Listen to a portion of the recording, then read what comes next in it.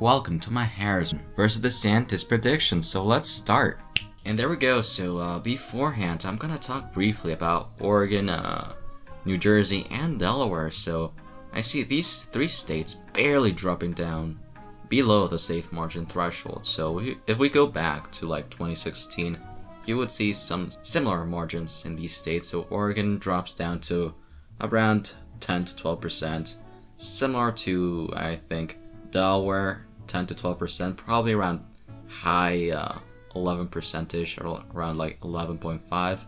While New Jersey, I see it barely dropping from the 12% plus threshold, probably around like 11.9%. I think Ron DeSantis does quite well in the state of New Jersey, and yeah, that's about it for those states. So below the threshold for a safe margin. So, and that's it. So I see Ron DeSantis also winning the 2nd district of Maine by a safe margin, and I see Iowa and Ohio also being safe states for Ron DeSantis. I think no matter what happens in 2024, I think chances are Iowa will go safe for the Republicans.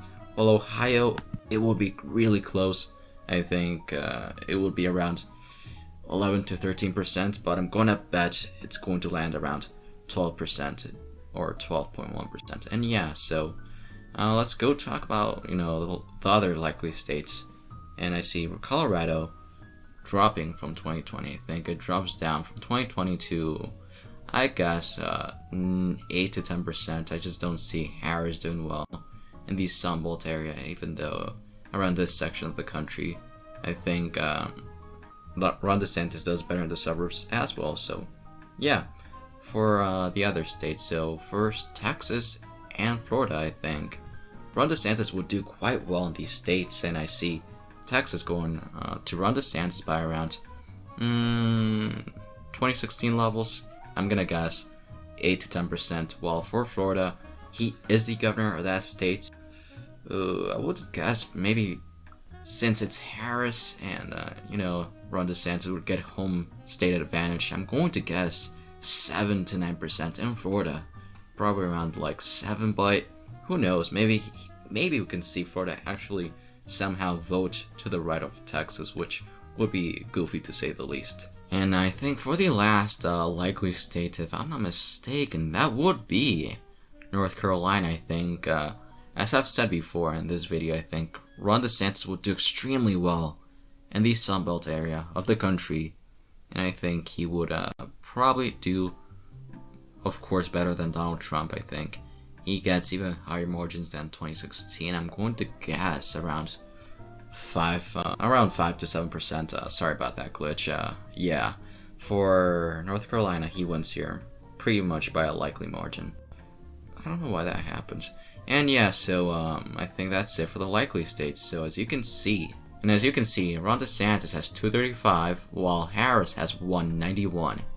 And for the lean states, first of all, probably the lean state that could easily be a likely state in this scenario, Virginia. I think it barely drops from the likely margin threshold. I think Ron DeSantis is one of the few people that can make Virginia drop down to lean in this scenario. I think it barely does. I think it's similar to 2016 levels. I think it just below 5%. I'm going to guess like 4.75% against Harris. I think it would be a big drop, a 5% drop from 2020, which isn't too outrageous if the national environment keeps being as awful as it is right now for the Democrats.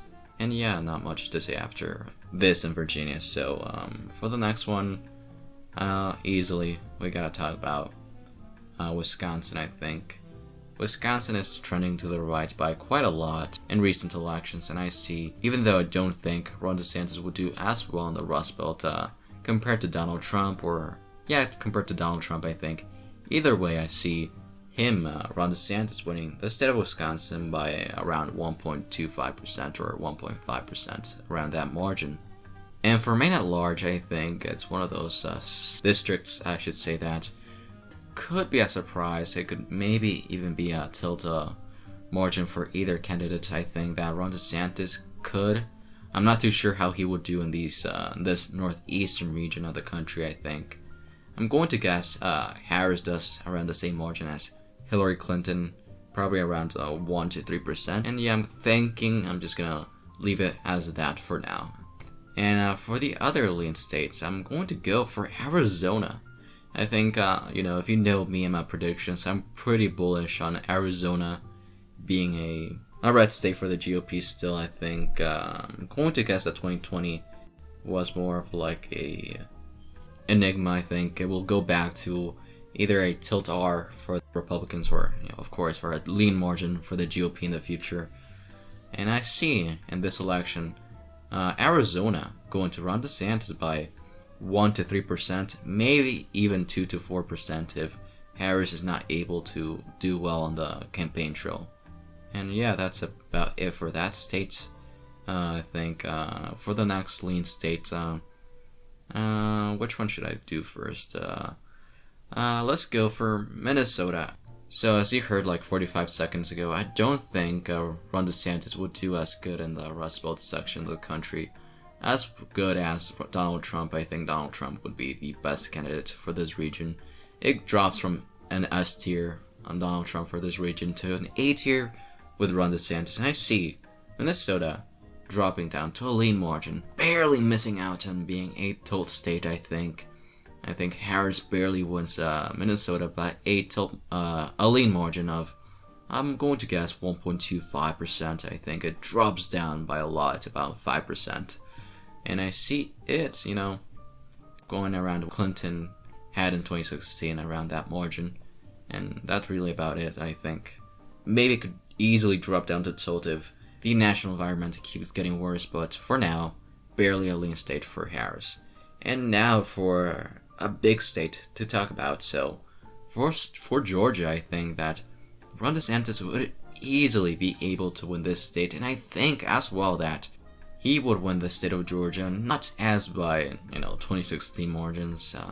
The only way that happens if there's a recession between now and 2024. I think that probably, if I had to guess, I'm going to say that it goes to Ron DeSantis by 1.5%. Best case scenario, 3%, which would be insane for a Republican to get 3% after 2020.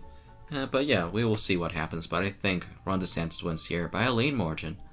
And before I go to the tilt states, I think this could be a bit of a tough one. I think Ron DeSantis barely wins Pennsylvania by a lean margin in 2024. I just think that if Wisconsin goes by 1.5%, I think then Pennsylvania would also follow suit and go by like 1.25%.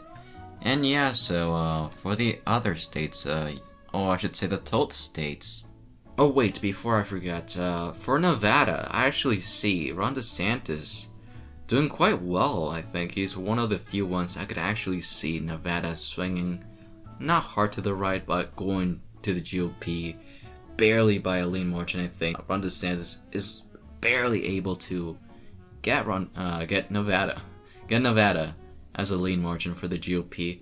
I think he would do wonders in the Sun Belt. I think, even though we'll say Nevada, both Republicans and Democrats overestimate their chances. I think, first of all, the Hispanic vote would really be competitive, which is why you see, the Sun Belt change by a lot in this scenario.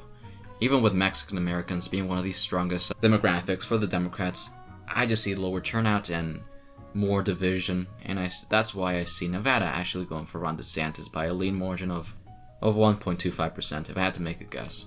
And yeah, that's it for the lean states. Let's go to the tilt states. So, first of all, I think that New Mexico would actually barely go as a tilt state for Kamala Harris. I believe that she would get something around like 0.75%. Even though I could easily see New Mexico maybe also being a lean state, I think that she loses a lot of the Hispanic vote turnout-wise, which is why you see it being so close. So for the next one, for Nebraska's 2nd district, it is in fact a Delta district for Ron DeSantis. Another issue for turnout for Harris, and with Ron DeSantis' appeal in the suburbs, he easily wins this district. by a close margin. And now for New Hampshire, actually, if we go back to 2016, it would actually be kind of close to what could happen in 2024. I expect New Hampshire in this scenario to actually be somewhat similar to that, but I see Ron DeSantis getting a bigger margin than what Hillary got in 2016, and I see him winning New Hampshire by a margin of 0.75%. And lastly, I see Michigan, the last state, actually going for Ron DeSantis by a tall margin. I see him getting around 0.65% to 0.85% in this scenario. And yes, so as you can see, DeSantis wins with 317 electoral votes against Kamala Harris, 221 electoral votes. Thank you so much for watching. Please like, share, and subscribe. Stay tuned for the next video.